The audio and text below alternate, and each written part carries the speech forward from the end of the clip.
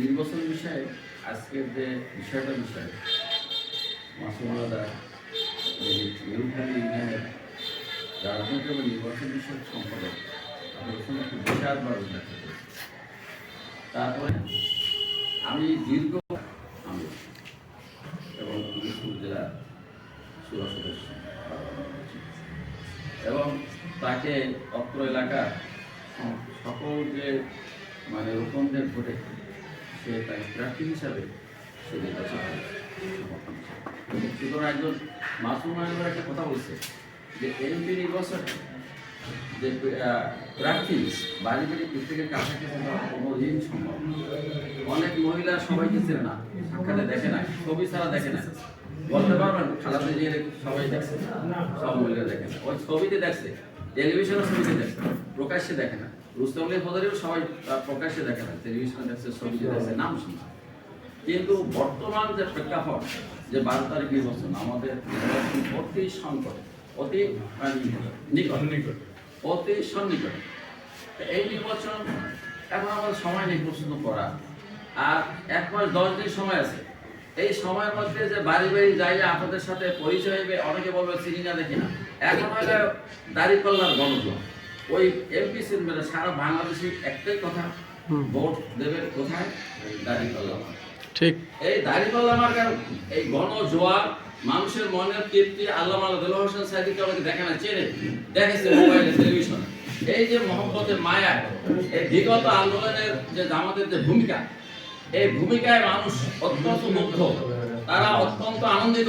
তাদের ফসল, এই জামাতের ফসল এই নির্বাচন, এটা কোনো সন্দেহ নেই আপনাদের যে বিগত 13 বছর 15 থেকে 17টা বছর এই আন্দোলনের মূল সূত্র কিন্তু জামাত, কোনো ভুল নাই, ইতিহাস যদি সঠিকভাবে নেমেছে। এই যে আন্দোলনের যে সমন্বয় ছিল সবচেয়ে শিবিরের ছিল, এবং জামাত তার সর্বশক্তি নিয়ে এসে মাটি নামেছিল এবং বিদায় ছেড়ে আনছিল, এবং এই আন্দোলনের জন্যই শেখ হাসিনা পলাইতে বাধ্য হয়েছে। সুতরাং আপনারা মনে করেন এই যে এখন গণজোয়ার, এই গণজোয়ারকে ধরে রাখতে হবে। আমাদের সারা বাংলাদেশে একটি কথা, কোন ক্যান্ডিডেট, আমি বলছি যে কোন ক্যান্ডিডেট, মাসুদ বলছে, আমি বলি, আমি এই 1 মাস 10 দিন তার বিভিন্ন প্রোগ্রাম, এই একটা ওয়ার্ডেই এখন প্রোগ্রাম হবে অন্ততপক্ষে 10টা, যে মাসুদ বলছে 4 দেয়া। আমি দেখছি 9 নম্বর ওয়ার্ডে, মানে যে 9 নম্বর ওয়ার্ডে যদি আমি ওই বাড়ি বাড়ি যে পথসভা করেন, তাহলে আপনার দেখেন সাতগড়ে একটা, ওই মজমাতা বাড়ি একটা, খাইগো বাড়ি একটা, ওই মুন্সিবাড়ি একটা, এখানে বছর পর 10টা পারবে না, এখানে তোমার বাড়ি এখানে একটা, এত 10টায় পারবে না। হ্যাঁ, এইসব বৈঠক আপনার যে কত 4টে বলছে, 4টে না, আপনি যেখানে উঠান বৈঠক, যে কয়টা পরিবার নিয়ে পারেন, যেখানে আপনার সুবিধা না, আমি বলি আপনারা আপনাদের সর্বশক্তি নিয়ে মাঠে থাকবেন কিনা বলেন? ইনশাআল্লাহ। আমি আপনাকে উদারত আহ্বান জানাই, আল্লাহ বলছে ইন্নাল্লাহা ইয়া'মুরুকুম আন তু'আদ্দু আমানাতি ইলা আহলিহা। এই কথাটা বুঝান যে আল্লাহর পক্ষ থেকে ভোট একটা আনামত ছিল, এই ভোটটা তার মানে হকদারকে বুঝিল। আল্লাহর নির্দেশ আছে ভোটটা একটা আনামত, এই আনামতটা হকদারকে বুঝিল। এটা আনামতের রাষ্ট্রীয় ক্ষমতা, এইটা জনগণের ভাগ্যের উপর নির্ভর, ভাগ্য তাদের উপর নির্ভর করে। একজন চেয়ারম্যান হলো, একজন এমপি হলো, একজন মন্ত্রী হইলো, এই দেশের যে প্রধানমন্ত্রী হইবে, কিন্তু এদের উপর নির্ভর, এরা কিন্তু কোনো চাকরি না, এরা জনগণের নির্বাচিত প্রতিনিধি। এই প্রতিনিধির উপরে জনগণের ভাগ্য নির্ভর করে। কি বলে কিনা? এমপি হইলো, তার উপর নির্ভর করে এই এলাকার ভাগ্য।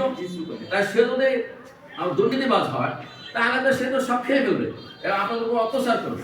সুতরাং আমাদের বুঝেই হবে এই ভোটটা কিন্তু দেওয়ার পর আমার ভোট আমি দেবো, যাকে ইচ্ছে তাকে দেবো, এটা কিন্তু ইসলামের স্লোগান না। আমাদের স্লোগান হচ্ছে, আল্লাহর যে স্লোগান হচ্ছে, এই স্লোগানটা হচ্ছে হকদারকে দেওয়া, সৎ যোগ্য আল্লাহভীতি লোকদেরকে দেওয়া, সৎ যোগ্য আল্লাহভীতি লোকদেরকে এই ভোটটা দেওয়া। অন্যথায় আপনি ওই অসৎ লোককে নির্বাচিত করলে, সে যদি ক্ষমতায় যায়, তাহলে সে যত অপকর্ম করবে, সেই তার অপকর্মের যে পাপের বোঝা আপনার আমলনামায় কিছু জমা হবে। কোনো সন্দেহ নাই, হাদিস কোরআন থেকে সময় থাকলে বিভিন্ন হাদিস এবং কোরআনের মানে আয়াত দিয়ে বুঝাই দিলাম, কিন্তু সংকীর্ণ সময় আমি যাব না। তবে এই ভোটটা একটা তাদের উপর আনামত, সেই আনাবরটা আল্লাহর নির্দেশ হচ্ছে সূরা নিসার যে 58 নম্বর আয়াতে বলছি, ওটা আল্লাহর নির্দেশ হচ্ছে হকদার হাত কাছে পৌঁছে দেওয়া। সুতরাং অসৎ পাত্রে ভোট দেওয়া যেন পাপের বোঝা না হয়। সুতরাং আপনাদের মেধা দিয়া, আপনাদের বুদ্ধি দিয়া, আপনাদের ভাষায় তাদেরকে সুন্দরভাবে বুঝিয়ে যাতে ভোটটা সঠিক পথে যদি দেওয়ার কথা বুঝাইতে পারেন, তা আমি মনে করি যে প্রত্যেকটা জনগণ সে নিজে ইচ্ছে করে সে পাপের বোঝাই তার আমল নামায় নেবে না। সুতরাং সৎ লোককে তারা ভোট দেবে। এবং আমি একটু কথা বলি এর সাথে, আপনার সাইদির কথা উল্লেখ করেন, আল্লামা দেলোয়ার হোসেন সাইদি। আমাদের এলাকায় কিন্তু সাইদি প্রিয় মানুষ, যে আল্লামা সাইদি এই দল তৈরি করছে, তাকে কিভাবে হত্যা করছে দেখেন, তাকে অবস্থা কি দিতেছে, তাকে কিন্তু ভালোবাসে, এই তার ভালোবাসাটা প্রকাশ করে। এবং এই মাত্র এই দলটা কিন্তু আল্লামা দেলোয়ার হোসেন সাইদিও করেছে।